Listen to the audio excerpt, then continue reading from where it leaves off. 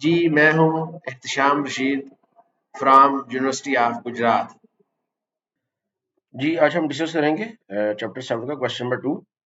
Question है create a class called employ. Class का नाम आपको बता दिया गया दैट कंटेन्स अ नेम। ये डेटा मेंबर है an object of class string. इसकी टाइप भी आपको बता दी गई है, स्ट्रिंग टाइप का आपने बनाना है।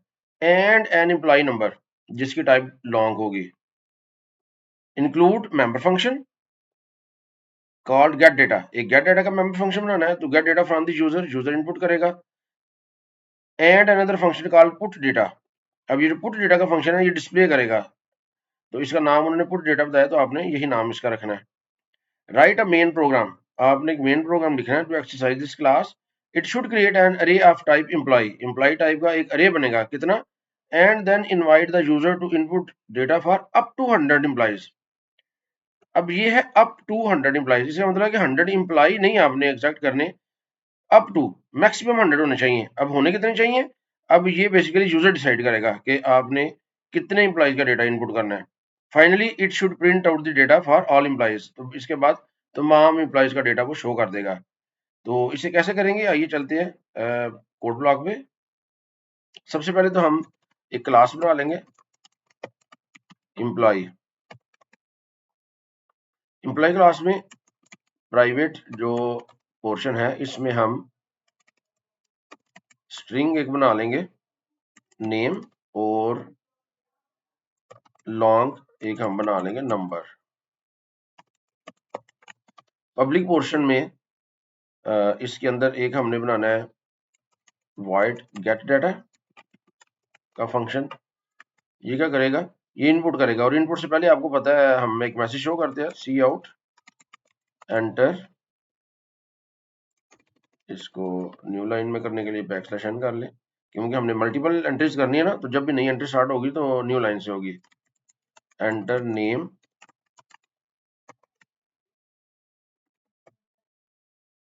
तो स्ट्रिंग जो है इसको आपने इनपुट कैसे करना है, गेट लाइन का फंक्शन है। गेट लाइन के फंक्शन के लिए हमें इधर सी स्ट्रिंग ऐड करनी पड़ेगी। इंक्लूड सी स्ट्रिंग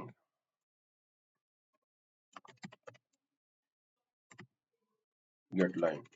ये ऑप्शन की क्यों नहीं आ रही, इसको जरा कंपाइल करके देख लें, कोई एरर तो नहीं।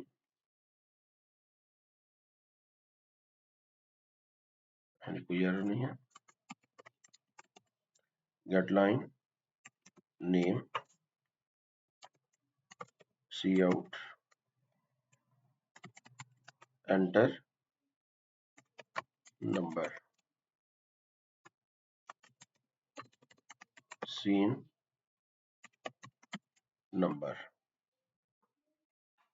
इसी तरह हम एक बना लेंगे वाइट पुट डाटा। इसके अंदर हमने शो करना है इधर भी सी आउट बैक स्लैश एन। इधर थोड़ी सी स्पेस दे देते हैं ताकि पता लगे ये डेटा शो कर रहे हैं आप। एम्प्लॉय नेम, इधर आप लिख दें name C out employ number.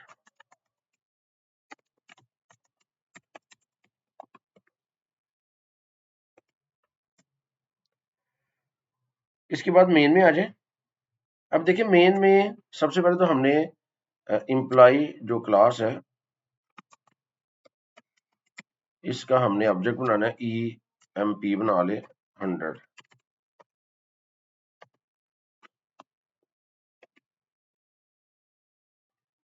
हाँ जी, इधर no matching function for get line.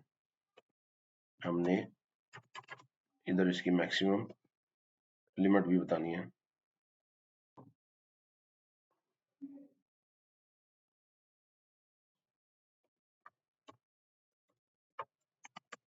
C in name.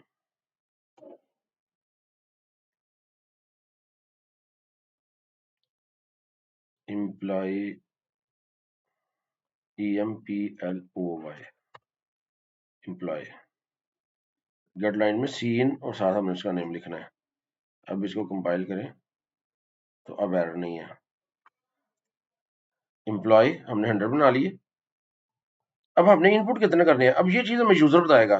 तो इधर हम एक इंटीजर n बना लेते हैं और यूजर से इनपुट ले लेते हैं। C out how many employees you want to enter,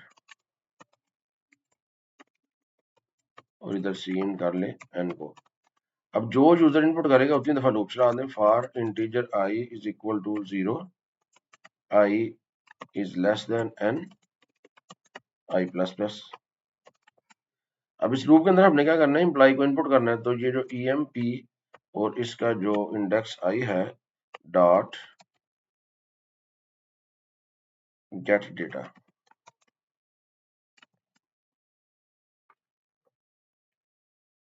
और उसके बाद हमने इसको शो करना है। तो लूप लगा देते हैं for I N T I is equal to 0, I is less than n, i plus plus. और इसके अंदर हम क्या लिख देते हैं, emp i dot put data. इसको एग्जीक्यूट करते हैं। How many employees you want to enter, मैं कहता हूँ 2 एम्प्लॉय। अब वो कहता है जी एंटर नेम एंटर नंबर। अच्छा, नेम जो है ना वो इनपुट नहीं लिया गया, नंबर हम लिख देते हैं 2, फिर इसके बाद 5। तो ये 2 और 5 इम्प्लाई नेम और इम्प्लाई नंबर ये हमारे शो हो गया। अच्छा जी, ये देखते हैं कि इम्प्लाई नेम क्यों नहीं इनपुट लिया गया।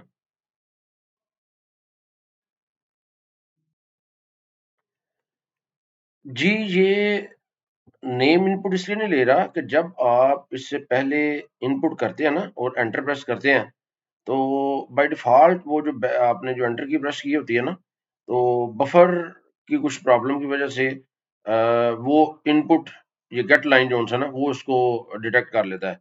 अब इसकी जो एग्जैक्ट जो कॉज है, जो अभी जो मैंने रिसेंट रिसर्च की है, वो यही पता लगी है कि अगर आपने इससे पहले एंटर की प्रेस की होगी तो फिर गेट लाइन जो है ना वो वर्क नहीं करेगा। तो इसको हम कैसे सही कर सकते हैं, इसके लिए इधर हम लिखेंगे सी इन डॉट इग्नोर, ये फंक्शन हम यूज करेंगे। अब इसको एग्जीक्यूट करते हैं। तो how many employees you want to enter, मैं कहता हूँ जी 3।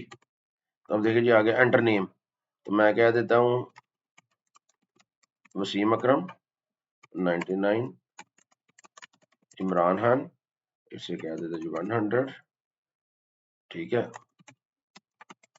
रमीज राजा इसे 20 है। तो ये देखें तीनों एम्प्लॉइज जो है वो शो हो गया।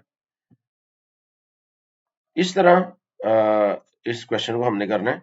एक तरीका ये है कि आप पहले इनपुट ले लें, उतना लूप चला लें, या दूसरा तरीका ये है कि आप रन टाइम पे पूछते जाएं यूजर से। वो कैसे, आप इधर एक n वेरिएबल बना लें, उसको 0 से इनिशियलाइज कर दें। अब इधर आप एक लूप लगा लेंगे, डू लूप लगा लें। इसके अंदर एंड पे पूछ लें C out do you want to enter another Y N. ये हम यूजर से इनपुट ले लेंगे, सी इन इधर कर लें, इधर एक आप वेरिएबल बना लें करैक्टर रिप्लाई, यूजर से इसमें वो करेगा रिप्लाई। अब ये लूप कब तक चलेगा, while reply double equal to Y, जब तक वो वाई के बराबर है ये लूप चलता रहेगा। अब लूप के अंदर क्या होगा, अब लूप के अंदर आपने इसको गेट करते रहना है इम्प्लाई को। तो ई एम पी इसका जो एन है डॉट इनपुट डाटा, ये फंक्शन कॉल होता रहेगा। अब n की वैल्यू 0 है, अब ये इसने चेंज नहीं होना। अब आपको इस डाटा के बाद यहाँ पे लिखना पड़ेगा n प्लस प्लस, या आप इधर लिखने के बजाय इसको इसके अंदर ही प्लस प्लस कर लें। अब आपको पता है ये पोस्टफिक्स फॉर्म है, तो पहले इस एम्प्लॉई का जो 0 इंडेक्स पे डेटा इनपुट होगा, फिर n की वैल्यू ऑटोमेटिकली 1 हो जाएगी, फिर 2, फिर 3, फिर 4। तो इस तरह ये लूप चलता जाएगा और एंड पे आपने इसको शो करवा देना। अब n के अंदर होगा हमारा टोटल कितने एम्प्लॉइज इनपुट किए हुए हैं, n++ हो रहे हैं ना। अब इसको एग्जीक्यूट करें तो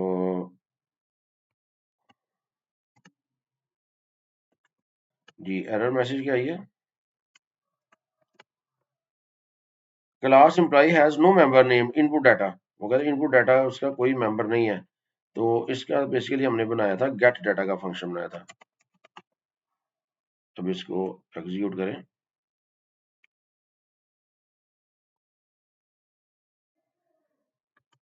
जी, एंटर नेम। अच्छा, ये पहले इनपुट हमसे क्यों ले रहा था, वो सीन डॉट इग्नोर की वजह से। नेम हम लिख देते हैं दोबारा, वसीम अकरम, और इसको 22। अब वो कह रहे do you want to enter another, मैं कहता हूँ यस। अब दोबारा आ जाएगा एंटर नेम, ठीक है कि नहीं। तो मैं इधर लिख देता हूँ Virat Kohli 10। Do you want to enter, मैं कहता हूँ नो। तो अभी देखिए जो दो आपने एंटर किए हुए ना वो आ गए, एम्प्लॉय नेम वसीम अकरम और एम्प्लॉय नेम विराट कोहली।